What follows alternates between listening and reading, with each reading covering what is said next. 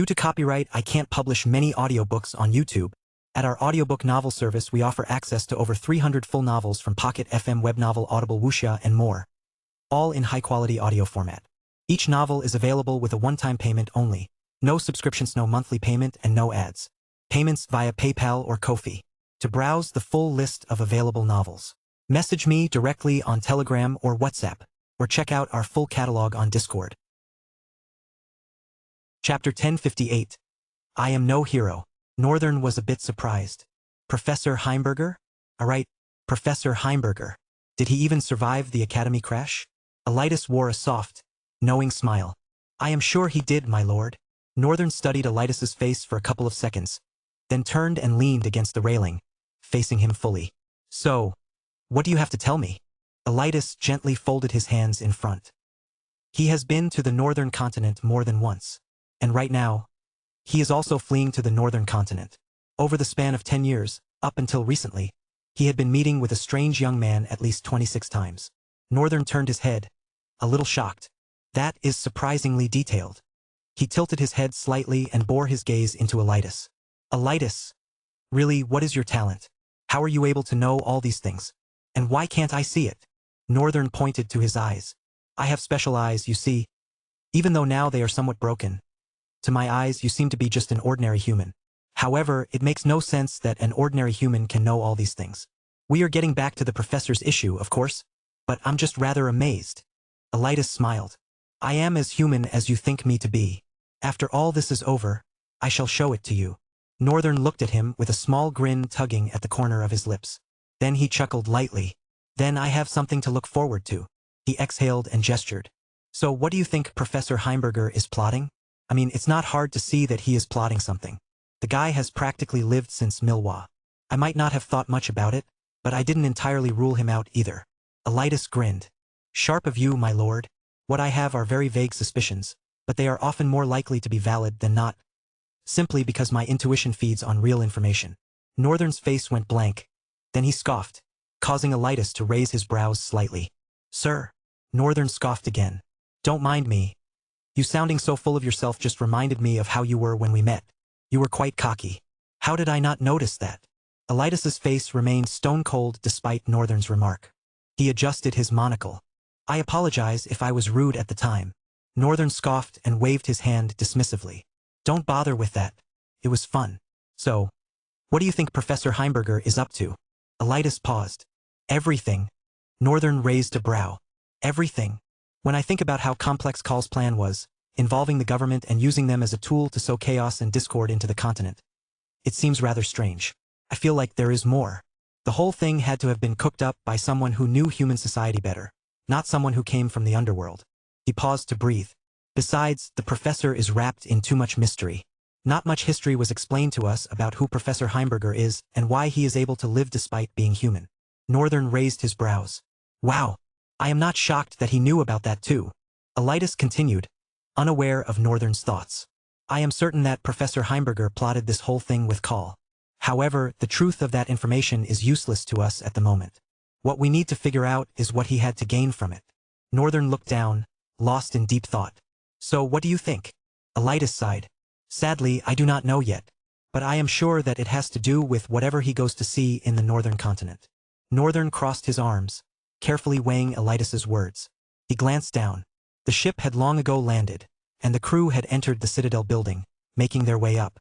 Now, they were about to enter the wide hall that led to the balcony where Northern and Elitis currently stood talking. The elevator clicked open, and people slowly poured into the hall. Northern touched Elitis's shoulder and smiled. Keep doing what you are doing. Find out what he is up to and create a backup plan if Professor Heimberger turns out to be a problem for us. Elitis smiled and bowed as Northern walked past him. He entered the hall, meeting back up with Eli, Raven, and the rest. The air in the hall was thick and strange, like invisible lightning charged to its peak crackling around them. Helena had blended into the crowd. Lyra and Nova seemed giddy as they explained something to her. Lyra was slightly taller, but all three were around the same height. Helena, though, looked clearly older. Eli and Thalen seemed to recognize each other as well. Annette, Raven, and Vita were the odd ones out, who slowly walked to Northern. It was as hard as ever to read what Raven was thinking. Her face was as blank as Northern remembered it being, or even more blank than usual, holding back something deeper, darker. How the hell did she become a paragon? Did she make a deal with the devil or something? Tiskay. This is crazy. Northern, of course, was not bothered by the fact that Raven was a paragon. That rank didn't trouble him so much anymore. A paragon didn't mean much because he was sure that he could teach a few of them lessons. Again, Call and Dante were able to use whatever method to quickly make a few people paragons, so it was not completely impossible. At the same time, Call was perhaps hundreds, if not thousands of years old, a tyrant, while Raven, she was just 19. Yes? Crazy, very crazy. He was going to find out, but not yet. They had not had much time to talk because of the obvious reasons. Raven looked at him, her face serious. Northern. He responded with a brief glance at her and looked at Byran and Annette. Things will be moving quickly from here.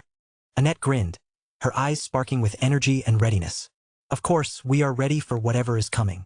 I believe we have rested enough. Vita also stared with firm resolve. Anything you need us to do, just say it. Northern smiled briefly. He was feeling a little shy and awkward, but the situation was kind of serious. Or he was slowly growing used to this position. We have to split ourselves into teams. 3 basically. One team will be in charge of protecting the Central Plains with whatever we have left here. The second team will focus on dealing with Call and whatever backup plans he had put in place, while the third team will be dealing with Cryos. All their gazes sharpened with intense focus and resolve as Northern continued. The team that will be staying back to protect the Central Plains will have the support of my summons. They will be here to help all of you. The team facing Call. Northern shifted his gaze. Revant. You will be leading that team. Revant did not seem bothered by the assignment. He just treated it with his usual disgust and ignored it. Northern wanted Revant to fight Call for it to serve as a challenge, to either help change the tyrant's outlook and help him become more active than passive, or he really could just be so overpowered that he simply ended Call. But honestly, Northern did not think Call could be easily defeated. And Revant was not a full tyrant right now. He was sure something was bound to change from the battle, but he did not know what. He turned to Jessie and Linus. Is it all right if you assist him? Jessie lowered her head. Of course, my lord. I am glad that I am useful to you. You have always been useful. Please stop using self-pitying statements like that. He turned away and looked at Annette. You will lead the rest. My summons and everyone that remains, and protect the Central Plains. Annette's face hardened, her eye glowing. Roger that. Annette looked at him closely. She hesitated a little. What about you? Don't tell me you plan to be the only one on the team that will be fighting Cryos. Northern smiled softly. Of course not. This is not the time for me to be full of myself. I will be going to the Dark Continent with every paragon that I can gather. Of course, I still plan to have a one-on-one trial with an origin and measure how strong I am from the perspective of the grand scheme of things. Annette looked at him for a couple of heartbeats and shook her head. You are very weird. Are you really thinking about that at a time like this? With an origin. Northern grinned smugly. What? You saw me hold my own against a luminary. Are you having second thoughts? Annette chuckled dryly. She seemed almost gripped by terror. Second thoughts? Am I crazy? At this point, I have no doubt you could single-handedly tear the Central Continent apart. I have no doubt, no second thought whatsoever. You have always been great, and I am glad the world gets to see that now. Northern's smile went soft and pleased. Thank you, Instructor Annette. Her eye widened for a moment. Then she frowned darkly and pointed at him fiercely. You better not do anything reckless. You are not a hero, remember that. Northern lifted his chin with a cocky grin. Naturally, I am no hero. Chapter 1059. Next stop, Dark Continent. Thalen and Eli approached Northern after a couple of minutes. By this time, Northern was already preparing to start his journey to the Dark Continent. Eli, with a languidness that suited his face, smiled at Northern. What are we going to do from here? Northern bowed respectfully to both of them. I have divided my people into 3 groups, and if it's all right with you, I'd like everyone divided into these 3 teams. First, we'll need all the paragons to face the origin. My subordinates will take on the tyrant. Anyone is free to join his team, but he's quite insufferable and vicious. Northern glanced back at Revant. So I don't advise it. Eli looked at Revant, who stood alone in a corner, silent and unreadable. He does look passively hostile, and sort of resembles you. Or is it just me? He asked, looking at Thalen. Instead of responding, Thalen faced Northern. What will the third team do? Naturally, they'll protect the continent, and prepare for the worst. A somber, tense silence fell before Northern's hoarse voice cut through again. There are supposed to be 5 strong paragons in the continent, if I remember correctly. He looked at Eli, headmaster of the Kaelvan Citadel, patriarch of the Kageyama clan, Ruffsburg, who is now a luminary late Paragon Rizel. Who is the fifth? Before Northern finished speaking, both their mouths dropped. Thalen blinked, his expression stressed and dark. Rian, what do you mean Ruffsburg is now a luminary and late? Rizel is dead. Northern fell silent. Right? Many people don't know yet. He sighed and nodded. I witnessed his final moment. He died fighting Lieutenant Dante, protecting the government, his unborn child, and wife. Eli chuckled in disbelief. Sage Rian. This is... He stopped mid-sentence as Northern turned to him. His eyes slowly widened. Wait, are you serious? Yes, his passing was. Northern's mouth trembled slightly. Now isn't the time. We need to figure out how to save the continent. Thalen rested his hands on his hips and sighed, looking down momentarily. Rian's right. We have to find a way. The last paragon you asked about. He paused and breathed again. This time his breath carried tension. He is the Dusk Watcher, Sultan Malacrane Al-Sarraj IV of the Cameron Kingdom. Northern narrowed his eyes briefly. One of the four of the Old Tower Alliance. Nothing is known about him. They're an introverted nation with an introverted king. Thalen spoke. If this is happening across all nations, I suppose even a powerful nation like Cameron would be fending off monsters. It should be easy to get him to join us. Northern shook his head. No, there isn't enough time to ride from here to Cameron. That's several more hours. I should be on my way to Stelia as quickly as possible. He fixed his gaze on Thalen. You're an ascendant, and we both know you're stronger than you let on. Would you come with us and put someone else in command of your citadel? Thalen looked at Northern, expressionless for a moment. Then he scoffed. Really, is there any need to ask? Northern moved closer and whispered. There's also something I want to show you. Thalen's eyes widened softly, but as Northern withdrew, he composed his face and nodded before stepping away. The next few minutes passed quickly. Eli bid farewell to his assistant while Thalen handled his affairs efficiently. Soon they were heading toward the enormous airship that looked as if it were built from brown, sandy cement, if such a material existed. The three of them, along with Byran, Revant, and Raven, stood in front of the ship. Helena, Annette, and the others were also there, Abyss Tyrant and Nebulous Lord included. Northern glanced at the two paragons. Shard Creeper stood near Nebulous Lord's legs, with Siegfried positioned behind him. Northern had said everything he needed to Annette, so there wasn't much left to discuss. However, as he was entering the ship, something suddenly struck him. He turned back with a slight frown. Right, I've always wondered. What about Gilbert? I haven't heard from him in a while. Not even the twins. Annette answered evenly. He was rejected at the academy. The principal had an altercation with him rooted in their shared history. He said he was returning to Verulania. I see. But I don't think he was in Verulania. I was there for a while and saw no sign of him. Besides, the principal, was he not at the academy or did he die? How did Professor Heimberger even escape? The rest of the instructors, the librarian for example, are they all dead? It seemed obvious that they had somehow perished beneath the academy, but it felt too easy, too clean. Northern's intuition wouldn't let him accept such a simple explanation. Something was happening, he was missing something. But for now, he would focus on fighting the origin. Thalen, Eli, Revant, Raven, and Byran had boarded the ship, leaving Northern as the last person. As he climbed aboard, the stairs retracted and folded into the ship. A low mechanical growl rumbled from the vessel as it slowly began lifting off the ground, silently, with no wind dispersal. Moments later, the ship was airborne, vanishing into the clear clouds. Everyone in the citadel stared upward.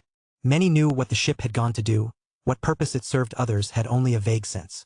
One couldn't help but feel something after the apocalyptic war drywall had just endured, and worse, they had nearly been eradicated with no chance to defend themselves. The airship represented salvation to them. The fact that it was departing whispered into their hearts. They are going to fight the source of this destruction. They are going to protect the world from ruin.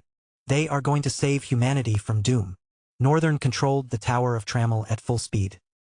He stood at the ship's bow, gazing forward as wind whipped past them violently. The airship's arrowhead design cut through the air with ferocious power and speed, causing the violent currents to fall away to either side rather than buffeting anyone on deck. He silently piloted the airship with his mind. After a few moments, Thalen approached him, observing the vessel. Since we boarded, I haven't seen you touch this airship's wheel. Northern stared forward. I don't need to. Thalen fell silent for a while. That's a unique ship. I never knew you had a power relic like this. Did you get it from a rift? No, actually, it was in the Dark Continent, but my guess is that it came from a rift since many rifts open there. Thalen nodded. I'm not surprised. I've been inside. The design is intricate, and it's easy to tell it's not from this era. Northern's tone remained even. It's not. It's perhaps the one thing I have connected to the Chaos Prince. He frowned lightly and glanced at Thalen. Say, you're well-versed with the Chaos Prince, right? Thalen shrugged. Not entirely, but I know just as much as you do. The Chaos Prince was a demented rare breed obsessed with containing the void in his body. The Origins called it madness, and because the void was something they understood best. I'm not sure about this part, but I think the Origins once had to battle the void. The fact that the Chaos Prince was pursuing it could have enraged them, especially the origin of the sun. Northern blinked, causing Thalen to raise his brows carefully. What? I mean, you said you don't know as much as I do. That's a bold lie. You may think so, but it really isn't. The rifts we challenged were tied more to the Chaos Prince than to any origin or tyrant. Everywhere was filled with consequences of his actions. But we've never encountered something as powerful and valuable as this. Eli touched the railing of the ship's bow. Northern turned to look at him. Ah, I see. If you both care anyway, now might be a good moment for all the lore, especially if it concerns the void. Both turned toward him with interest simultaneously. Thalen spoke with a straight face. What do you want to know? Northern looked up momentarily. I've always been curious. Why is it called a day star and not a sun? At first I thought it was terminology, but sun was used freely in the Rift language and historical depictions, especially with the origin of the sun. He's the origin of the sun, not the origin of the day star. That would mean a sun does exist, right? Thalen folded his arms, diving deep into his thoughts. You're neither wrong nor right. According to the history I know, Trial once had a sun too. But when the world shattered in two, some things couldn't shatter with it. Northern furrowed his brows suspiciously. So, the sun is in the underworld? Yup, happy and thriving. Northern chuckled. He couldn't believe what he was hearing. This is nearly the most absurd thing I've heard. How was the sun even moved? What cut the world? Eli shook his head. You can only imagine what the world felt like when the tyrants and origins were still alive. Mind you, they're not the only race, just the deadliest. And some humans followed them to the other half. Can you imagine how strong they'd be? Humans growing up in a society of beings that can move the sun? Northern lowered his head momentarily, just when he felt like he was growing strong. He was beginning to remember that he was still miles away from the strength needed to stand at the world's peak. Well, no shit. The underworld is going to be one hell of a place. Chapter 1060, The First Tyrants. One particular piece of information intrigued Northern, though. Actually, several did, but this one above all others. You said, Sir Thalen, that the Origins must have fought a war against the Void before, which means they were likely enraged by the Chaos Prince's attempt to contain it. Thalen nodded slightly as he responded. Yes, I did. To be more precise, there had to have been a point of contact, an experience or something far more significant that the Origins knew and the Chaos Prince did not. And it was most likely catastrophic. Northern lowered his head for a moment, his gaze plunging into deeper thoughts. Then do you perhaps know why the Chaos Prince persisted nonetheless? Also, do you know his father? His mother? Eli was already leaning against the ship's railing as Northern spoke. He turned and answered instead. His motives? I don't know if he had any. Even if he did, they certainly didn't show in the ruins of Alakia, the city where he inverted time and trapped them in an endless loop of suffering, making them believe the Origins were responsible while positioning himself as their savior, teaching them how to kill the very beings he turned them against. They certainly didn't show when he trapped the Origin of Hope, stripped him of power, and nearly made humans themselves crush him, just to prove how useless the Origin was. The Origin of Fate was deceived and almost destroyed completely, saved only by the origin of the sun's intervention. He let out a dry laugh. The Chaos Prince, everything we've read and discovered about him, were merely the ruins of his devastation. Most of the rifts we entered were cities he had destroyed. That creature was an existence even the Origins couldn't contain. Northern sighed. He wasn't surprised. He'd expected the Chaos Prince to be this devastating. But hearing it confirmed made tension coil in his chest, and made him truly question what the hell he was dealing with. Should I just turn back? But that was just the Chaos Prince, and thankfully he wasn't the one escaping. Whatever else was true, the Chaos Prince was dead. Instead, they had to deal with his father, who had devoured his own son. He looked at Eli. He was insane. Do you think his father would be far more terrifying? Eli looked away with a calm, distant expression, then shrugged. Personally, I never encountered much about his father, aside from the fact that he was one of the Mergens. Northern frowned slightly. Mergens? I've never heard of them. Thalen glanced at Eli, then looked at Northern. You've never been to a Tier 8 rift then? Northern fell silent for a moment. That's true. As a matter of fact, I haven't been into nearly as many rifts as these guys. They've practically been doing this for decades, and I've only been a drifter for what? 2 years. Of course, he conveniently forgot that no one becomes a drifter for 2 years and ends up leading paragons into war as a sage. Mergens are a special race, some call them the first humans. But while they resemble humans, they're not truly human. They're not inferior, yet not quite the same either. Mergens are exactly like humans, but they possess a certain affinity for negativity. Thalen gestured slightly with his hands. A Morgan can never be good, they say, and this was the very reason tyranny was born. It was simply the Mergens being Mergens that birthed the path of tyranny, before humans and other races began walking that same path. Northern was absorbing so much knowledge he'd never even known existed. Thalen smiled softly, bitterly. The Chaos Prince's father was a Morgan, or at least a half-breed. Northern tilted his head slightly. You're not certain? Eli's voice cut in. There were only 7 Mergens, the first 7 tyrants to exist. The Chaos Prince's father wasn't among them, at least not according to the records. The tyranny he ruled wasn't depicted as part of the original 7. I don't know all of them, but I'm well aware of the tyranny of desire, the tyranny of obsession, and the tyranny of sloth. Eli counted them off on his fingers. Those are the 3 I've encountered. Northern turned to Thalen. He knew Thalen would know more. After all, unlike Eli, he was from the underground. And as expected, there's the tyranny of ego, the tyranny of anger, the tyranny of corruption, and the tyranny of competition. Northern carefully tallied the 7 tyrants in his head before Thalen added. Out of these 7, there's no way the Chaos Prince's father could have emerged from their ranks, especially not with a unique and powerful tyranny like madness, which is an offspring of chaos itself. Northern frowned slightly, making Thalen raise his brows and chuckle. What? You never considered it? I mean, is the offspring part supposed to be figurative? If it is, then. Thalen shook his head. Chaos literally gave birth to madness. The Prince of Madness must have mated with a Morgan to conceive the Chaos Prince's father, the tyranny of madness. Northern looked down for a moment. This is staggering. So there was an actual family tree. And there was a Prince of Madness, Chaos' own son. No, what's truly shocking is that Chaos itself had a child. But if that's true, then it's no surprise Chaos' great-grandson is called the Chaos Prince. Northern could feel countless dots connecting. Yet even more questions surfaced in his mind, making it seem like he was growing more confused with each revelation. He craved answers, every answer he could extract from them. But the tower was hurtling forward at terrifying speed. Within mere minutes, it had already left drywall far behind and was heading toward Fugal. In the distance, Northern spotted a wide circular wasteland carved into the forest. Somewhere below, he caught a glimpse of movement between the trees, something ferocious crushing through the woodland. But it wasn't a monster. Or rather, it was a monster but a mechanical one. Northern watched the dark, 4-wheeled creature as it rolled forward and leaped with savage speed. The view lasted only a second. Both the tower and the mechanical beast were moving at breakneck pace. Northern shrugged and looked away. They were so close to the dark continent now that he could make out the water bodies ahead. Northern sighed and fixed his gaze forward.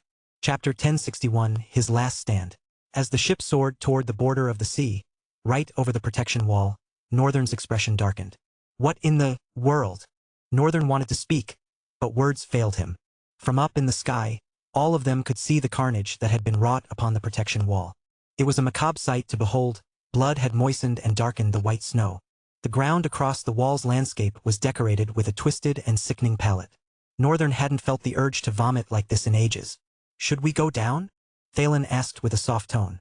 Northern was about to shake his head when he suddenly froze and narrowed his eyes. There, someone in a secluded area, on his knees. Northern's brows furrowed. It can't be. He took a powerful leap off the ship like a spring and landed on the ground with a thunderous thud that sent everything flying into the air. The entire place became a smokescreen of white snow for a moment. As the mist settled, Northern was revealed, standing before the kneeling corpse. The brown beard and rough hair, the weathered and bloody face. Those eyes that seemed to hold too many secrets, too much knowledge that they had lost themselves. Although his eyes were now glassy, the look somehow lingered. Gilbert, Northern muttered. It hurt. Slightly, if he'd be honest. It didn't hurt like it would have if he'd lost Annette. But that didn't mean the small pain he felt could be neglected. Northern heard the flutter of wings and with it, a gentle touch on the ground. Raven slowly stepped forward and stood beside Northern, looking at Gilbert. Her expression was blank. It was almost as if her face didn't know or understand the concept of emotions. Bert, she also muttered. Northern sighed and gently touched the man's forehead and muttered, Absolute 0. In an instant, before Raven could blink, The corpse transformed into a beautiful statue carved from ice, kneeling with a deep and insightful look in his eyes. Northern exhaled.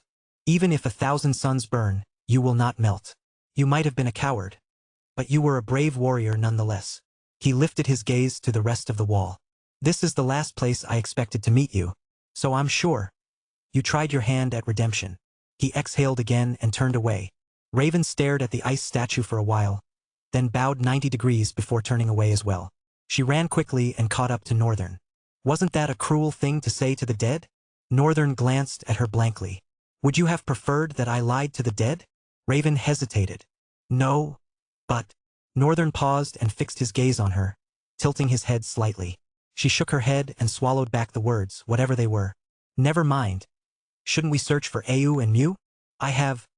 They're not here. She seemed relieved. That's good then. Northern looked away from her, crouched, and launched into the sky. She followed, black wings piercing from behind her and effortlessly carrying her skyward with powerful beats. They landed back on the tower's deck, and Thalen and Eli looked at Northern with concern. Was there someone you knew?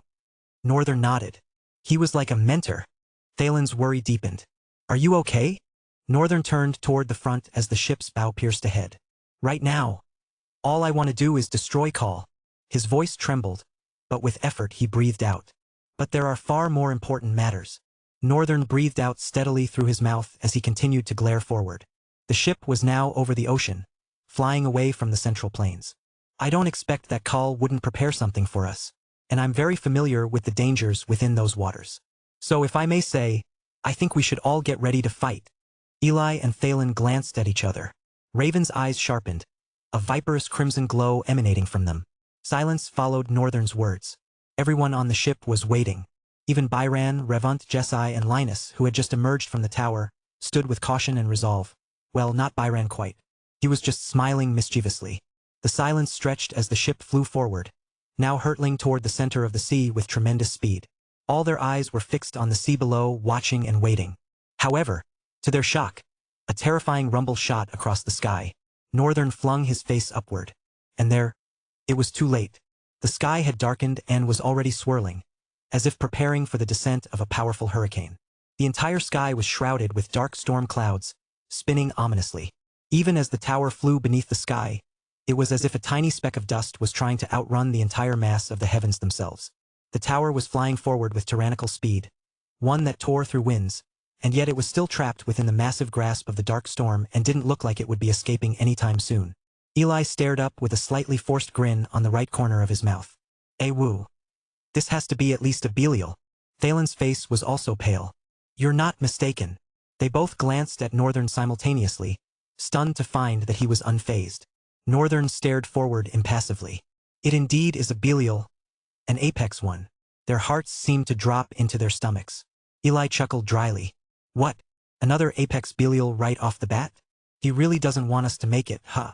Northern's expression was dark, but his mind was racing. I can take care of an apex Belial, but the problem is I'll need all the strength I can get to face cryos. If so, would it be okay to delegate? But who? Northern glanced around, searching for a suitable person. Or would he have to ask everyone except himself, Byran, and Revant to attack it? Just when he was thinking deeply, he heard footsteps. Northern looked back, and Byran was walking forward with a smile. Byran reached the front and nonchalantly said, So I was thinking, I can just sit back and chill for the rest of the battle if I cut down that storm, right? Chapter 1062. A Sword King Without a Sword. At first, Northern didn't know how or what to answer. What is Byran scheming now? Northern had a few ideas, actually one solid idea, but he couldn't tell if he was right. Did Byran truly want to help? Or did the bunko want to pull something again by simply showing off? Either way, his help would prove tremendously valuable in battle.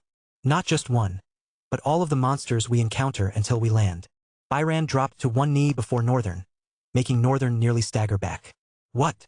His face twisted in shock. It wasn't uncommon for Byran to show respect, but he'd never knelt before. Suddenly, Northern sensed the bastard was plotting something, especially with that mischievous grin plastered across his lips. Tch, there's really no need to bow, you know? Byran answered with a calm, measured, silken tone. Why wouldn't I? You are the man I serve. I shall exterminate all monsters for you, my lord. Raven, Thalen, and Eli stared with unreadable expressions. Eli even averted his gaze, scratching his cheek. It felt bizarre and unsettling to watch the older, stronger man paying such dutiful reverence to Northern. It sparked their curiosity, but they were wise enough to know some questions were better left unasked. At least for now. Byran stepped forward. He carried no sword, nothing in his hands. Then he leaped lightly onto the ship's railing, staring up into the storm as the vessel hurtled forward at terrifying speed. "Do you need a sword?" He glanced back, then faced forward again. "I'm fine without one, master," Northern muttered under his breath. "Of course you are." Byran was the finest swordsman he'd ever known. Northern was certain the man could accomplish devastating feats in impossible ways. Honestly, even he looked forward to seeing how the Sword King would win a battle without a blade. Byran stood at the ship's bow, scanning, waiting.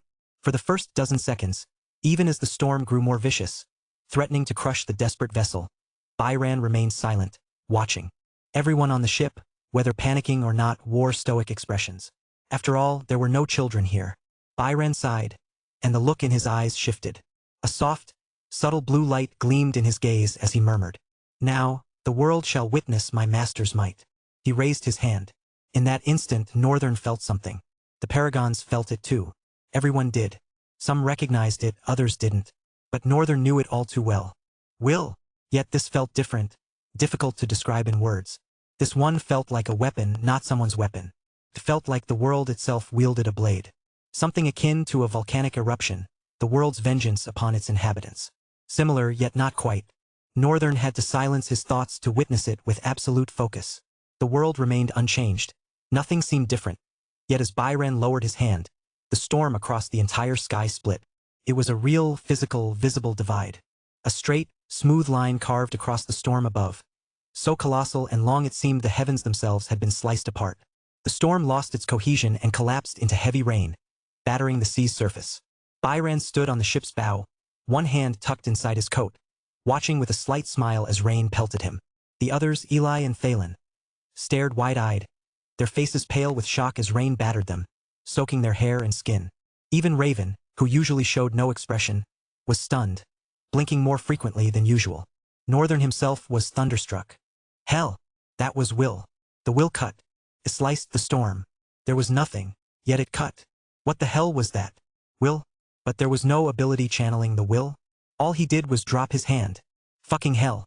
Who is this man? A second later, as the storm dissipated from the severed sky, a massive form was revealed. Northern frowned as the monster's shadow engulfed the sky. As the creature descended, a thunderous roar tore through the heavens. The beast was a colossal serpent. Its body coiled endlessly like divine retribution.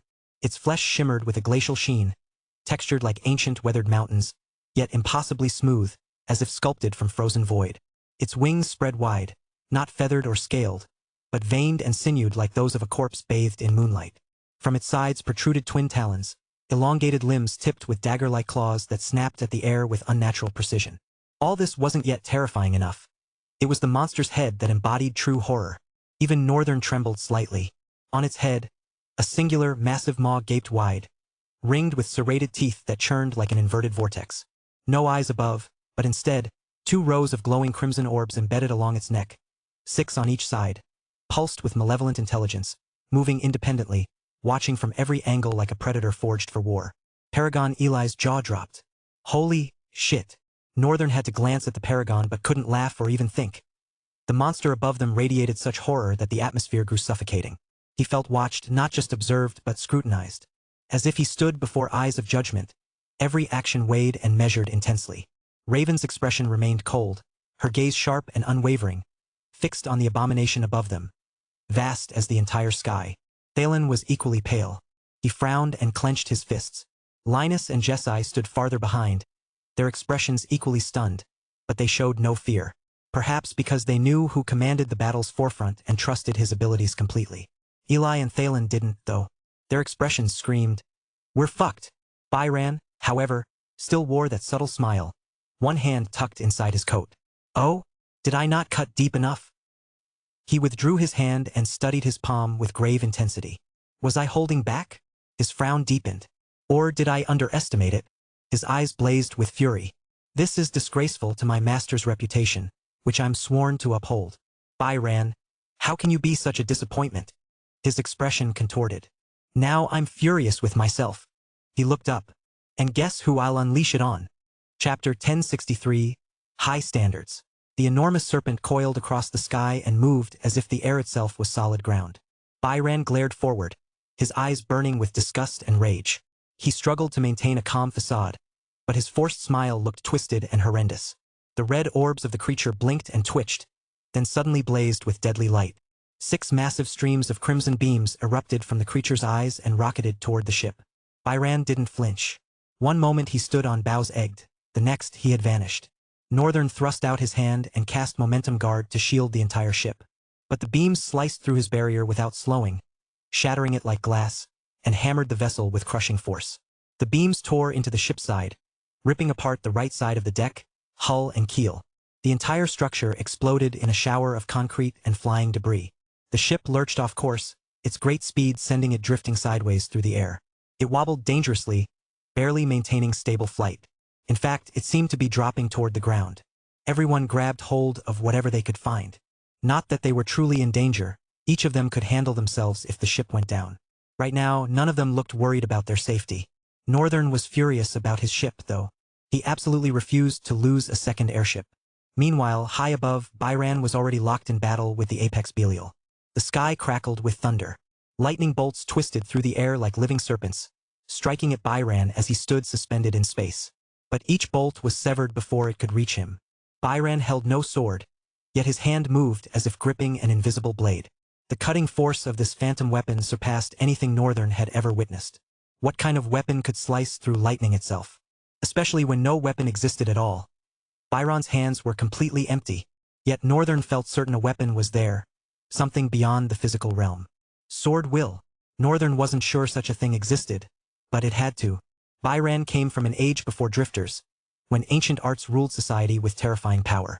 Humans could train and perfect these arts to reach the peak of their potential. At least, that's what little Northern understood. He also suspected these arts were cruder, more primitive versions of modern talents and abilities. A theory born from countless battles alongside Byron. Primitive, and most likely raw. What talent might have been if not somehow weakened by Ul. Though this was an accusation Northern dared not voice aloud. Byron wielded his sword will with one hand. It seemed to have no limit in length, no ceiling to its sharpness. If any boundary existed, it would be Byron's own resolve. And resolve was something the Sword King possessed in abundance. He might appear the most relaxed among them all, but beneath that calm surface burned the fiercest determination. Byron's resolve was like an obsession. The man simply didn't know when to quit. The serpent coiled and shrieked like screaming thunder, then shot forward with blistering speed. Its massive body flew through the air as smoothly as if it were sliding across solid earth. It weaved in a frantic zigzag pattern and crashed straight into Byron. That collision was its fatal error. The only thing preventing Byron from killing the serpent outright had been the wall of lightning strikes flying between them, shielding the monster from his wrath. It was pure foolishness for the creature to abandon the one thing keeping it alive. As they collided, Byron let one hand fall casually. With lightning speed, a white streak of light carved through the serpent's entire body, splitting it down the middle from head to tail. The cut ran straight through the heavens and disappeared deep into the storm clouds where the monster's massive body ended. Then the body split apart and began tumbling toward the sea, followed by another downpour, this one of rancid purple blood. All of them were drenched and stained with the monster's gore. And just like that, with zero effort and no visible sword, the Sword King had slaughtered an apex Belial as if it were nothing. A creature that paragons couldn't defeat. Byron's display set a standard so crushing that even imagining reaching it felt like a physical weight. Of course, this didn't apply to Northern. But for Thalen, Raven, Eli, Jessai, and Linus, it was written all over their faces. That bone-deep realization. That shattered resolve. They looked like climbers staring up at a mountain so tall its peak vanished into the clouds, knowing they were mere ants before it, yet somehow still wanting to scale its heights. The expressions they wore belonged to hikers who had already given up and decided to turn back home. Northern, though, was grinning like a maniac. This was what he'd been chasing. This was his roadmap. The power he sought and what he absolutely intended to surpass. His heart hammered so hard it was almost audible. He stared at the Sword King standing calmly in the cold wind as the two halves of the serpent's body plunged toward the sea. At that moment, only one thought consumed his mind, one wild, desperate thought. Damn! I want to be strong. The desire burned so fierce that Northern didn't even notice the ship dropping closer to the water. They were all about to crash into the sea if he didn't act fast.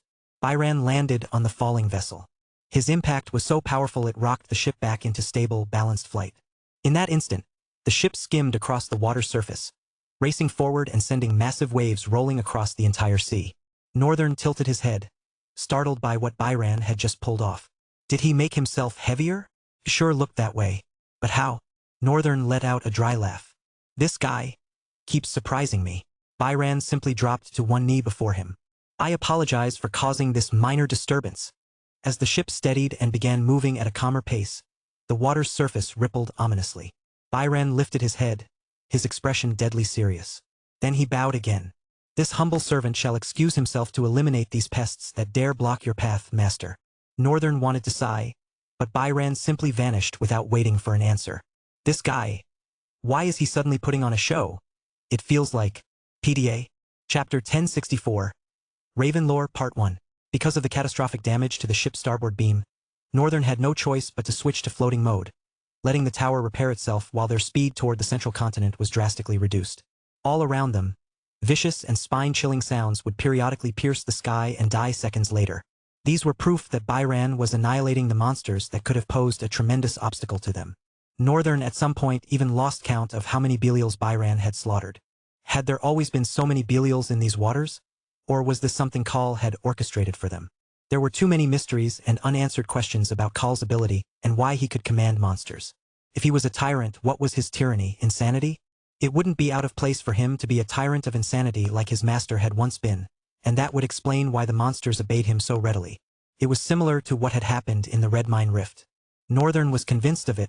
Call had to be a tyrant of insanity. But the flaw in his speculation was that not all the monsters that approached him were insane. In fact, none acted insane. There was a calculated precision to whatever the monsters did. So there had to be more to it. Northern already knew how he could tear open rifts, but still, was it really supposed to be that effortless? And Ull was doing nothing. Suddenly Northern frowned and glanced at Raven. Right? Of course. He knew it. Ull wouldn't remain idle. Terrence's disappearance had to be connected to all of this. If Ull had somehow made Terrence vanish, then did that mean Ull planned to manifest herself? Terrence would make an excellent vessel for the goddess or whatever she was to descend. She could be an origin as well. But what I don't understand is why she needs a vessel from here. She could just materialize or something. Either Ull's power was far more complicated than anyone understood, or she was incredibly weak. It had to be one of the two. Northern sighed and stared ahead. They had long passed the middle of the sea and could now see the jagged family port of Lewingard Empire looming in the distance. Northern looked at the port with a wistful expression, then glanced back at Linus. The bastard is finally back home after months away. He must be ecstatic. Linus meanwhile wore a perpetually vexed glare, so Northern couldn't tell if he was furious or elated. But one thing was certain. He had changed since they'd last left here. Even though he had grown more arrogant and overbearing, Northern found himself looking forward to seeing his mother again. However, he also didn't know if he could afford such a luxury. He needed to find Call quickly, or Cryos even faster, and contain the situation before it escalated. Because with an origin on the verge of release, it was destined to. The ship, despite floating on water, moved with breathtaking speed. It was as though some engine was propelling it with relentless force. Well, there was an engine powering everything on the ship, only it was simultaneously more primitive and more advanced than what they used in this modern era. Raven stepped closer to Northern as he stood at the ship's bow. He didn't look at her, but asked in a measured voice. I never asked, how did you manage to break free from their prison? I heard you became some knight leader. Raven stared ahead impassively. Is this really the time for that? Northern looked at her and chuckled dryly. We might triumph or we might perish. Do you want me to die without ever knowing how you cheated your way into becoming a paragon in just 4 months? Perhaps you might even be more interested in letting me know who the fuck you are, although I am not quite optimistic about that. Raven gazed forward and smiled slightly, but her expression quickly turned blank as the smile faded. I've been a fraud since the moment I was born. I awakened my talent when I was 5 years old. It was also my first death. Silence hung heavy in the air. However, I never experienced my second awakening to complete the awakening process of a drifter until I was 15. But that was also problematic because I awakened another talent instead of achieving a second awakening. At that point, Northern's facial muscles tensed and he raised a brow, bewildered. What do you mean? It was bizarre enough that she had awakened at 5, which should be virtually impossible, but she had awakened another talent at 15? And what did she mean by her first death? By now, he understood very well that the Kageyama girl could cheat death, but when she said first, He was curious exactly how many times she had died and returned to life, and how precisely that talent of hers functioned. My family was not pleased with my existence, and the Kageyama clan was a clan of people trained to be violent, immoral, and cruel killers. Them not wanting you to exist was a truly terrible thing. She paused. Northern thought he heard her voice tremble for a brief moment, but her face remained as blank as ever. Their first successful attempt at eliminating me happened when I was 5, which triggered the awakening of my first talent and my first true name, Child of Light. Ever since then, I have been kidnapped and killed in several horrific ways. They tested the limits of my talent so relentlessly that they killed me whenever they grew bored. My brothers and sisters murdering me became quite routine for me. I never even knew it was wrong. If I went 3 days without dying once, and all of them weren't out on missions, then I'd begin to feel something was terribly wrong. I craved the agony of death every day. I loved it. Until my second awakening. Northern stared at her. My first talent made dying effortless, but also made resurrection effortless. My second talent made both dying and resurrecting excruciating and difficult. Chapter 1065. Raven Lore, Part 2. My second talent earned me the name Child of Darkness. My body became a vessel housing two forces that refused to coexist. Overusing my abilities would kill me outright, only for the Child of Light to resurrect me moments later. To grow strong, I discovered my two true names could never exist in balance.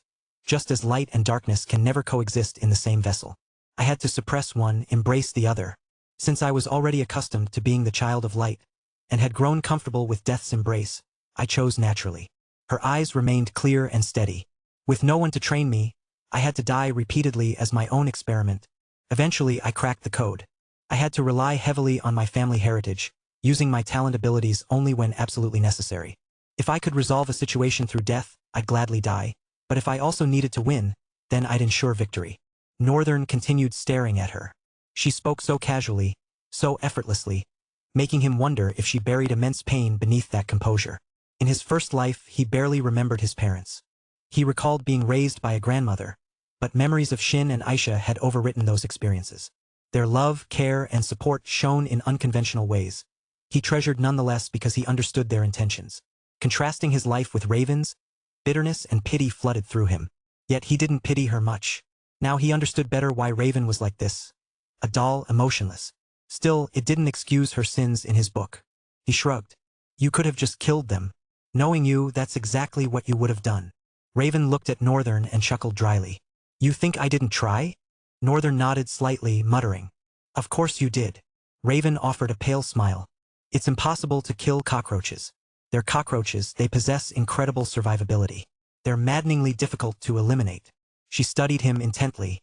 Let me tell you something, Northern. It's not our talents that make us formidable. It's our heritage. Northern nodded slightly, thinking, figures. Raven shook her head as she elaborated. I don't know who our family's first patriarch was, but he must have been devastatingly powerful. Our heritage grants us abilities that dwarf our talents. Whatever talent we awaken merely complements the heritage ability we inherit. Because of that, it's nearly impossible to measure my brothers and sisters by conventional soul rank standards. Climbing soul ranks simply enhanced their soul essence quality and granted abilities that determined how long and extensively they could wield their heritage powers. She exhaled slowly. They trained to the brink of death. As direct Kageyama science, the training was merciless. That's how they mastered their heritage abilities. It forged them into devastating instruments of slaughter. She locked eyes with Northern. I'll tell you this plainly. My brothers and sisters, though not yet paragons, can and will kill a paragon with proper planning and preparation. Northern frowned. He found that hard to swallow. Now, isn't that fascinating?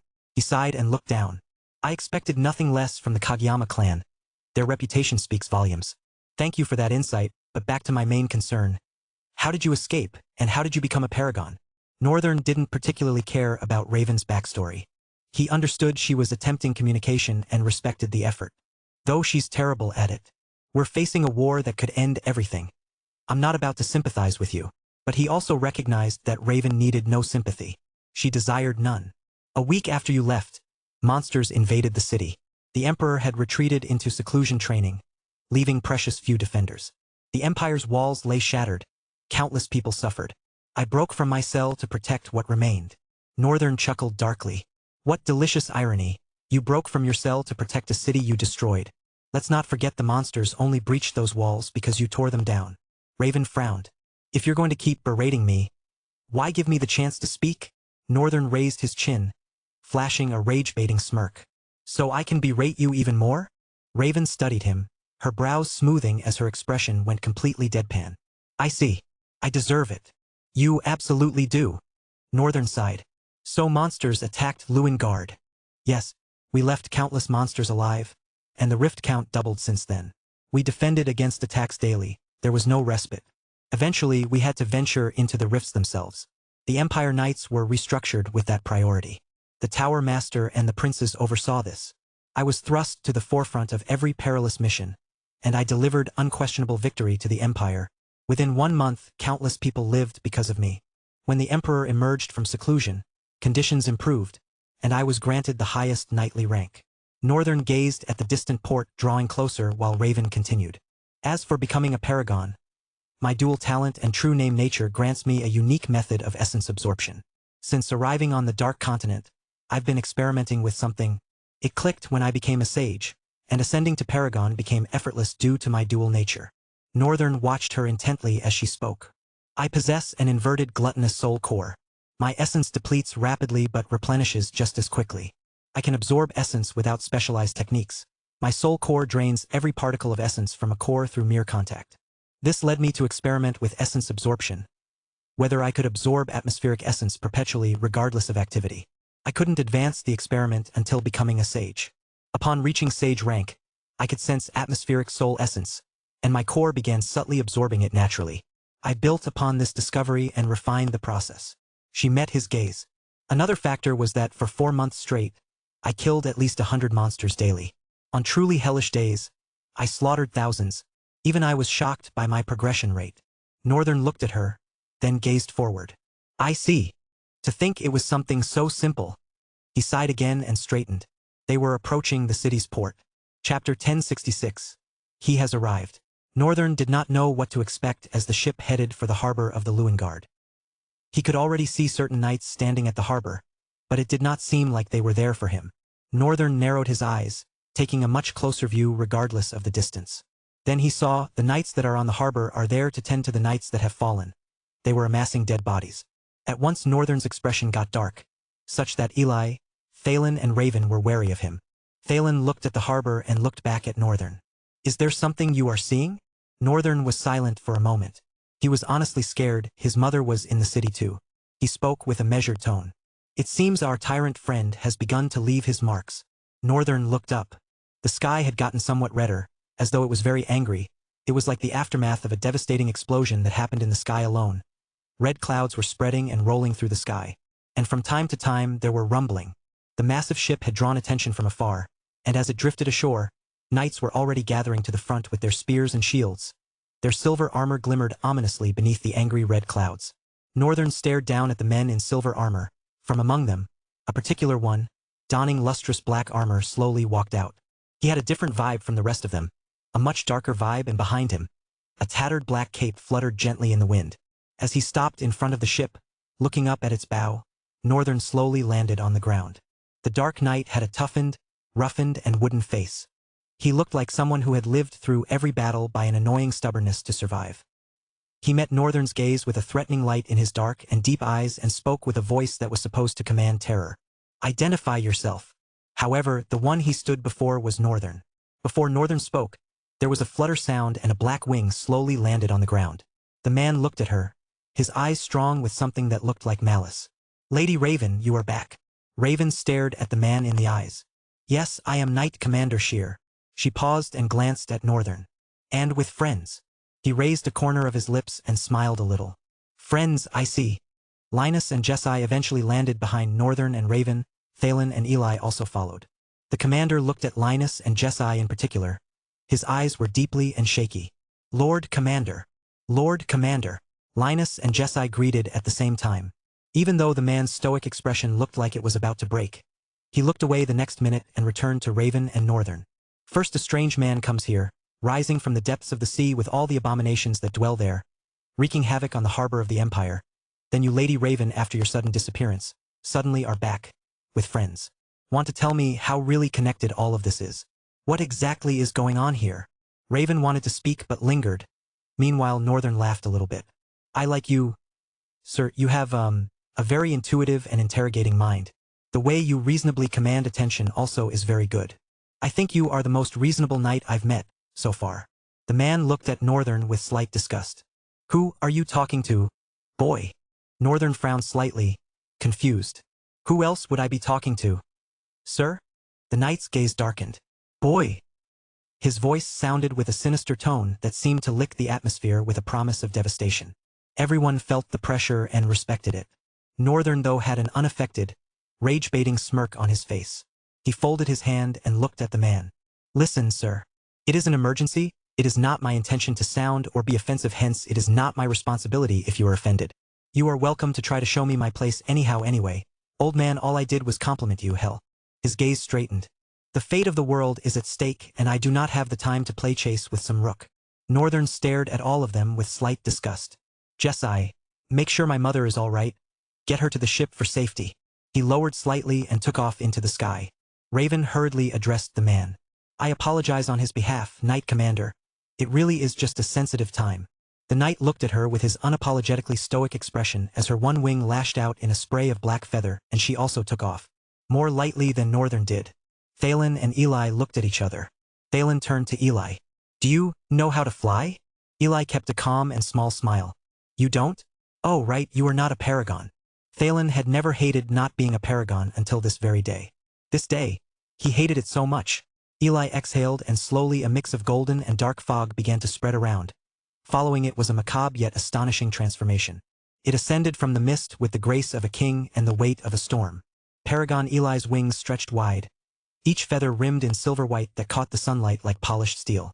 The body was sleek and powerful, patterned in dark slate and streaked with pale bands. Every line speaking of speed and precision. Golden talons, sharp enough to shear through armor, flexed in anticipation as he landed again on the groin. From his crown trailed two long golden plumes, twisting in the wind like ribbons of living flame. Its eyes, sharp and unwavering, held the cold judgment of the high skies as if seeing all, forgiving nothing. It spread one wing down and looked Thalen with a mocking smirk. The poor ascendant glared angrily, mumbling as he climbed up the dark bird. I should probably consider becoming a paragon. Not that it wasn't possible for an elf like him, he was just busy doing other things. Paragon Eli spared the ground one more cold look and flapped his wide and powerful wings, lifting himself away from the ground like the force of the storm himself. Let's go. His voice sounded like the rumbling of thunder, and with it, they soared into the distant sky, where Northern and Raven had flown towards. Northern traveled through the air with blistering speed. It was not his fastest, but it was fast enough that everything below him is blurring at a terrible speed. He was saving as much essence and stamina he could, so he was not going to run at full speed. Besides, this much and Raven behind was still struggling to catch him. Upon getting to Luengard Empire's harbor, he had immediately spread a wide radius of spatial awareness, and was able to pretty much discover everything in the Dark Continent in that moment, except for a single spot. That single spot was where he was currently heading, because he was sure it had to be there. There were also several threats around. Northern had confirmed at 5 Leviathans walking around. Because of the great distance, he could not accurately tell their danger level, but he was sure about what he felt, the quality of the essence. Aside from that, several rifts were still left open and monsters were rampaging against each other, shredding their flashes with savage intensity. It seemed that even Luengard Empire had a few waves coming for them in a couple of hours. He didn't warn them, but he was sure they'll be fine. After all, they've been holding their own well without him. All he had to focus on was the descending origin. Northern's eyes suddenly twitched as he was flying forward, then he came to a sudden and disturbing halt, staring forward with a pale look on his face. Holy crap. Few seconds following his halt, Raven also joined him, her brows frowned darkly. Looks like it begun already. Northern sighed and began to stretch.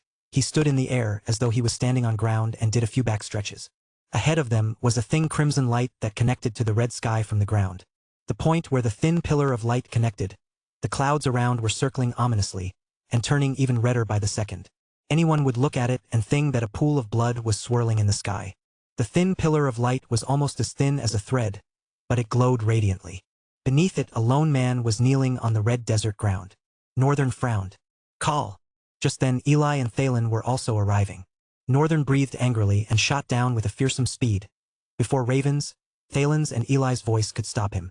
However, just as he closed in on Call, the entire atmosphere shuddered.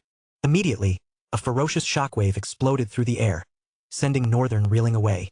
Call. slowly raised his head, grinning like a demented patient. He has arrived. Chapter 1067. Descent of Chaos, Part 1. Northern landed on his feet and slowly straightened. His eyes were grim, glued to the pillar of thin light that pierced the sky.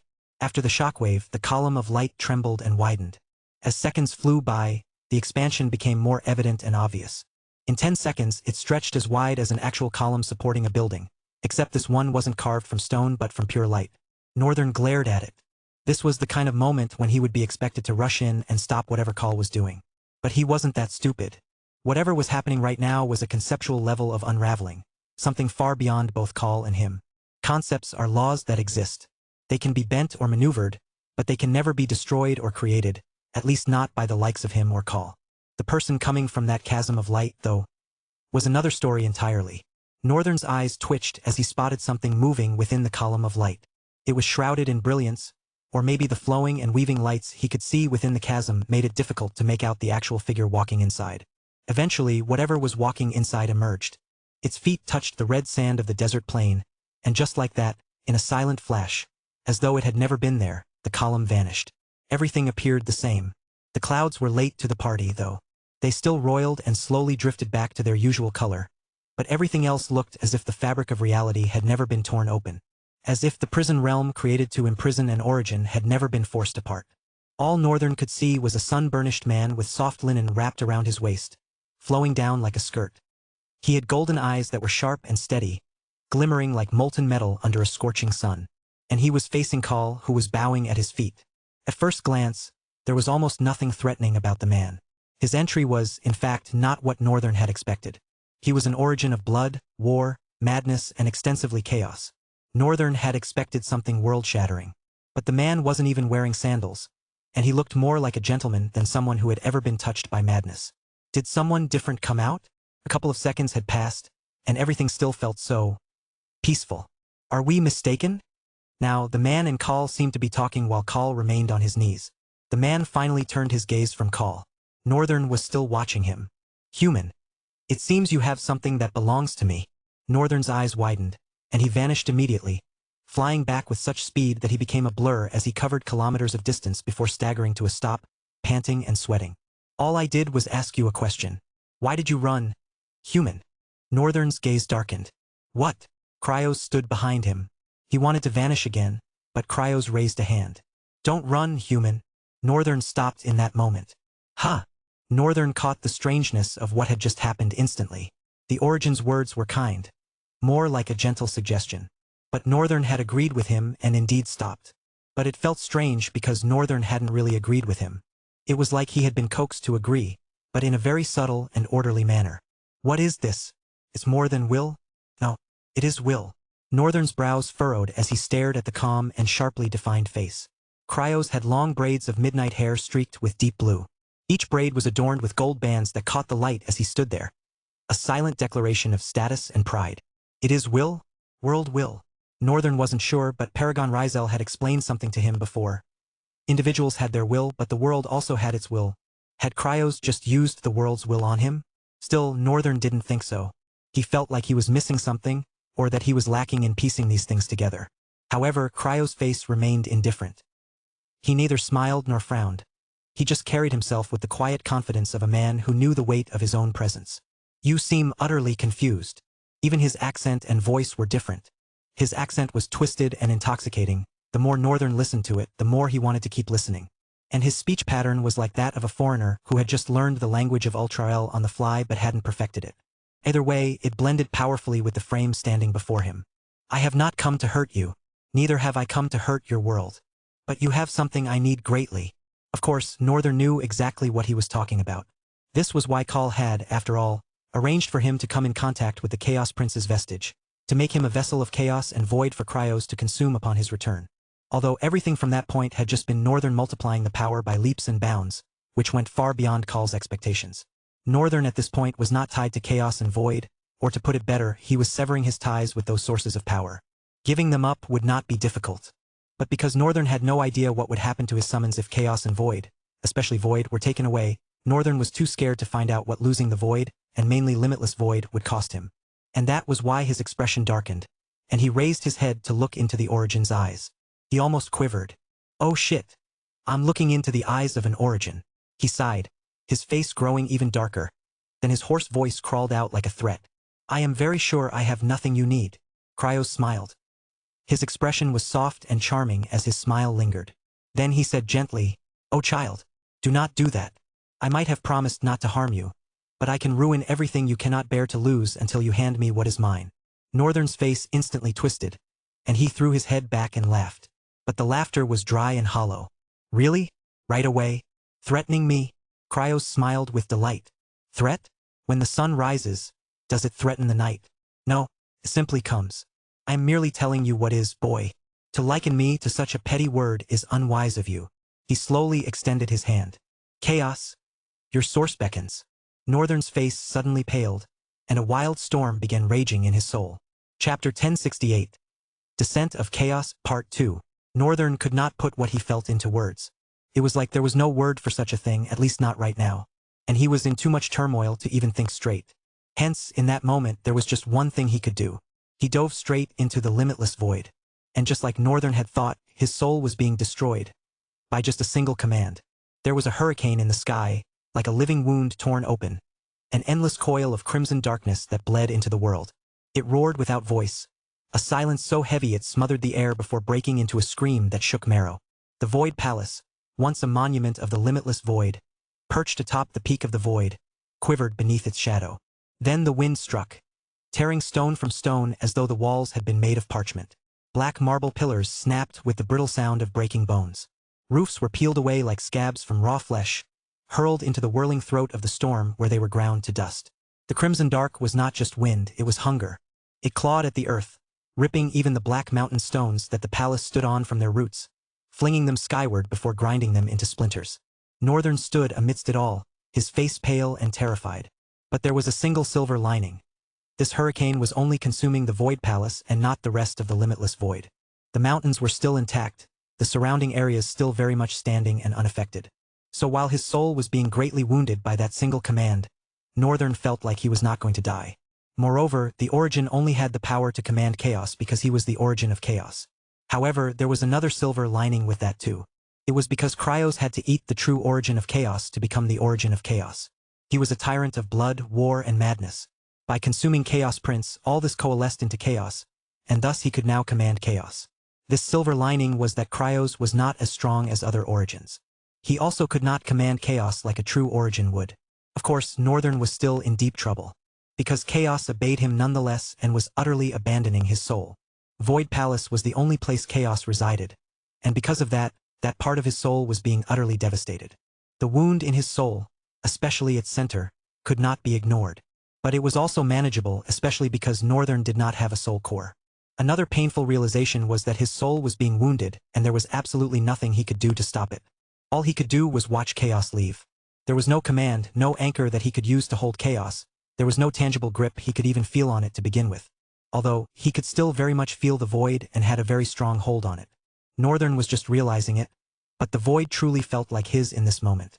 And it had to be because of that experience, that time he fell into the void. He clenched his fist and watched with a grim expression. Then he exhaled strongly and released his fist. He opened his eyes back to reality, and stared at Cryos, whose eyes were closed. Cryos clenched his fist as white light began to crawl beneath his skin, like blood through his veins, from his fist, all the way to his chest, his neck and his head, before finally fading. Ah! The prison realm starved me of many things, but you fed me something sweeter than power. I feel my bones remember what it means to be feared. He rolled his shoulders once, as if shaking off centuries of dust. And yet, while plucking chaos from your soul, I touched something else. Something older. Something that does not belong to you. His golden eyes narrowed, glinting like molten coin. The void. Tell me, human. Are you its keeper? Or its mistake? Northern frowned guardedly. And why do you care? Cryos scoffed slightly and shook his head. You do not know. Boy, the void is a very patient hunger. You think you have power strapped to your soul. But boy, you are very mistaken. What you have in your soul is a mother that is patiently waiting to swallow her children. Everything, once and for all. He took a harmless step closer to Northern, looking deeply into his eyes. I can see you have gotten very familiar with her, and even helped her recover most of her power. Mother must love you a lot. Northern frowned. What are you saying? Calling the void mother is absurd. Cryos gazed at Northern with a blank look. What? Wait, you did not know. He glanced back at Call, who was somewhere behind. Tishar, just how much do humans in this world know? He did not raise his voice, but his words reached them, more like they were carried by the world itself. Nothing, Lord. They know nothing, Lord. Cryos raised his head, grinning. Ignorance truly is bliss. I am intrigued by the foolishness of you pampered species. All really is working hard to make sure you all enjoy life. So, lucky. Denizens of the underworld are not allowed such luxury. Northern stared at the Origin, glaring at him. He said nothing but was full of defiance. The void gave birth to us all. Chaos is the firstborn. The Origins are the second. I have a little issue since I made my way, but I can be considered her great-grandson and her son at the same time. Northern lowered his head for a moment. He felt like he was having a headache. He chuckled dryly. So let me get this straight. Your son somehow contains your grandfather, and you were looking for ways to contain your great-grandmother, and you ate your son, hence your grandfather too? And let me guess, you're hoping you can eat your great-grandmother also. But you figured that would not exactly be easy. You have to kill me to do that, right? Northern's gaze sharpened. The Origin smiled deliberately. He said sweetly and quietly, finally a human with sense. Chapter 1069. The Way Barbarians Fight. Northern chuckled. Sense? I'm sorry, you're so mistaken. Sense is the one thing I don't have. He paused for a moment, deliberately staring down the man. Which is why all the nonsense you've been spouting really is beginning to piss me off. Look, I don't even care if you ate your wife and her mother. I just want you to get the hell away from my world. Now, you've got me thinking. Is there a peaceful way this can be done? Or do we do this the hard way? Cryos smiled, but his eyes remained cold as winter stones. For a moment, he said nothing and just kept that eerie smile fixed on Northern. A few seconds crawled by, making the air between them grow thick and suffocating. When he finally spoke, his voice was quiet enough to make the wind seem like a roar. What an interesting human you are. He paused and examined his hand, counting fingers. Then he looked up at Northern. Right? 7,000 years. 7,000 years have passed since I last laid eyes on a human from this mirror world. It's fascinating to see that humanity has grown from that docile, controlled species into something cocky and arrogant. Though it's rather tragic. He pointed one finger at Northern. Since you won't give me the mother willingly, I'll have to eat you to claim it. Northern sighed and spread his hands. You guys from the underworld have such terrible appetites. Not everything has to be eaten, you know? Have you ever had stomach problems before? Where you want to take a dump, but it feels like the universe itself doesn't want your crap in the world. Cryos paid no attention to what Northern said. His finger remained pointed forward and a sword made of pure crimson light materialized in the air and flew at Northern with deadly speed. But his reflexes were sharp enough. He raised his sword overhead with both hands, and the sand exploded outward in a shockwave. The ground cracked violently as Northern was driven into the earth by the weight of the blade. He wasn't dropping to his knees. His body held the strength to shatter 10 mountains after all, but the ground couldn't bear the weight of the crimson sword and was breaking apart beneath him. The blade was impossibly heavy, pressing down against Northern's sword. He gritted his teeth and held it back with everything he had. The strain was so intense that veins bulged from his hands and forehead. He clenched his jaw so hard his teeth might crack, squeezing every ounce of power his muscles could provide. The spiderweb cracks on the ground kept spreading and spreading, slowly birthing an earthquake. It was agony to hold the sword at bay. He felt like a stone as vast as the entire sky and as heavy as the world itself was crushing down on him. The best his strength could do was hold it in place. Trying to shove it away would require redirecting his power, which could be his downfall. Northern knew he could heal quickly, knew he was nearly invincible, but he also knew one harsh truth. He could die. And he had never felt so close to death as he did now, holding that blade with his own, matching its crushing power with everything in him. Beside him, a clone flickered to life, lunged into the air, and grabbed the sword with both hands. He tore the blade away with colossal force and flung it skyward with a powerful spin that sent it twirling into the heavens. Titan's reckoning hit the ground and rolled, then instantly vanished. What? Northern had never seen anything like this happen. Using his power had caused so much damage to Titan's reckoning that the clone couldn't even continue to exist. There was a silver lining, though. Northern had just discovered that the only ceiling for colossal force was his own body. Cryos waved his hand across a small distance in front of him, and all around in the air, crimson light swords began to manifest. The first row spread across the sky, covering vast distance, and the second row followed, at least 1,000 blades glaring at Northern, thirsting for his blood and flesh. I picked this up from Tishar just now. I heard this is how you all fight here. Such a barbaric way to battle, but since I'm weak myself, what choice do I have? Barbaric me. He casually moved his hand and swung it forward. The swords flew ahead with blurring speed. Northern wasn't so overwhelmed by confidence that he'd think he stood a chance at blocking them when he'd barely managed to stop one. In that single moment, he shot away at peak speed, turning into a streak of light and flying a full kilometer in half a second.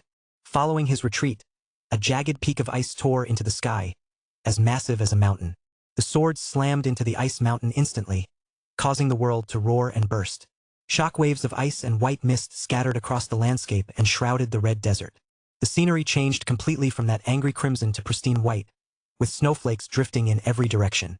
More ice mountains rose with stunning speed as the swords struck them down with even greater speed and power. The peaks exploded and shards of ice flew around the desert, even shooting into the sky. It didn't stop, and Northern had to fly farther from the swords while manifesting several mountains in an instant. It was like the very nature of the terrain had suddenly shifted. These were mountains as large as naturally formed ones. Not just one but several of them, erupting from the ground. And hundreds of swords, with power to easily shatter them, simply crashed into them. The entire desert plain was in so much chaos that it no longer resembled a desert at all. It was becoming something else entirely. The heat that had once baked the crimson sands bled away in moments, devoured by a spreading cold that seeped into the bones of the world.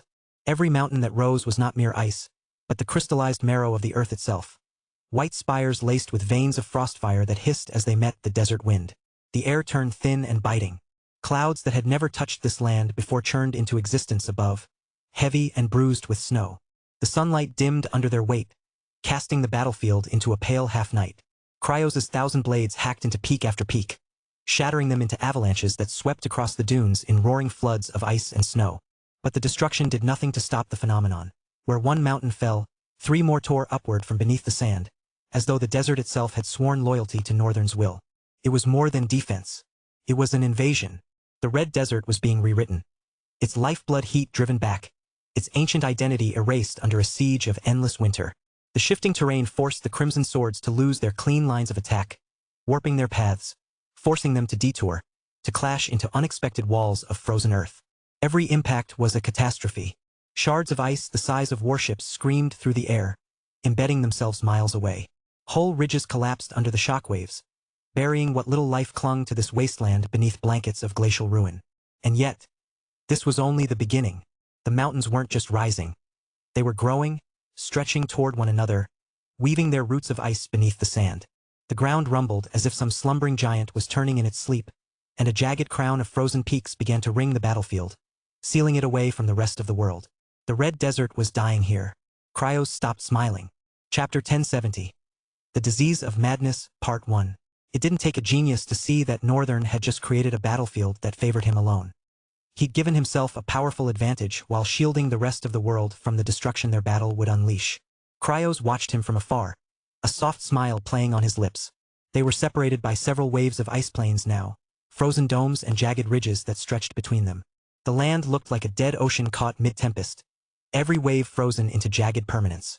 The mountains, both shattered and whole, leaned into one another as though locked in an eternal struggle, their fractured ridges knitting together into twisted arches and serrated walls. Glittering spires jutted out at impossible angles, some sheared clean in half, others buried in the interlocking crush of their brethren. Between them lay valleys of compressed snow and slick ice plains, their surfaces warped and uneven, reflecting the dim, frost-laden light like fractured mirrors from some ancient palace. What had once been open desert was now a labyrinth of frozen corridors and domes, where even the wind seemed hesitant to pass, forced to whistle through narrow chasms carved by the collision of mountains. Here and there, entire cliffs of ice had collapsed into sprawling terraces, their jagged debris fusing into the terrain as if it had been sculpted by centuries rather than seconds. The land no longer breathed warmth. Its every contour was the handiwork of a power that had rewritten its nature, turning sand and heat into cold, unyielding dominion. In this place, Northern stood like a warden before a prison of his own making. Cryos chuckled low, the sound like a growling beast. And yet he claims to have no sense. Indeed he is smart. But he greatly underestimates me. Cryos pressed his palm against a wall of ice near him. Everything turned disastrous in a heartbeat. The landscape screamed. Hairline fractures rippled out from his touch like veins, racing through the wall, then leaping into the next mountain, and the next. The ice didn't shatter, instead, it twitched. Entire cliffs quivered as if something alive now pulsed within them. The pale blues of the frozen world bled into a sickly crimson glow, like light refracted through blood. Jagged peaks began to warp, curling inward in unnatural spirals, their spires bending like claws. Valleys convulsed, rising and falling as if the earth itself were trying to breathe. From the cracks, steam hissed, not of warmth, but of choking madness. The mist coiled into shapes, twisted silhouettes that darted just out of sight, whispering in voices that were both 1,000 miles away and right at Northern's ear. The domes of ice began to laugh, a hollow, reverberating laughter, as though the mountains themselves had been driven insane. Shards tore free from the ridges, hanging in the air like fangs before spinning wildly, ricocheting between the walls of this frozen labyrinth. In a heartbeat, Northern's fortress had transformed into something alive and hostile. Not his ally, but an extension of Cryos's will. The battlefield that had been sculpted to shield the world was now a cage of madness closing in on its maker. Northern tried to control the ice to make it spread or thin. But it was useless. He had lost complete dominion over his own frozen creation. Is this the power of an origin? He wouldn't lie, it terrified him. Cryos had simply injected madness into the ice terrain he created, and the mountains, valleys, and walls of ice surrounding him had all gone mad instantly. They shifted and collapsed, making sounds as though a titan was being driven by insanity. His expression darkened the next moment. It isn't so hard to fight. I have ice's weakness too. Northern raised one hand to the sky, his eyes glowing with cold azure light. The sky darkened with a cantaloupe glow, as if something within the heavens was exploding. Come, Ignis Dominus, high output. A rain of meteors descended upon the maddened plain. The first meteor struck with the fury of a collapsing star. Where fire met the maddened ice, the collision birthed something far worse than steam or water. The impact sent shockwaves through the living terrain, and the mountains screamed, not metaphorically, but with actual voices that clawed at the air with raw, primal agony. The crimson glow that had infected the ice flared brighter, feeding on the heat like a parasite gorging itself on fresh blood. But the ice didn't simply melt. Instead, it fought back. As each blazing meteor crashed down, the maddened landscape convulsed and twisted, reshaping itself to catch and cradle the burning flames.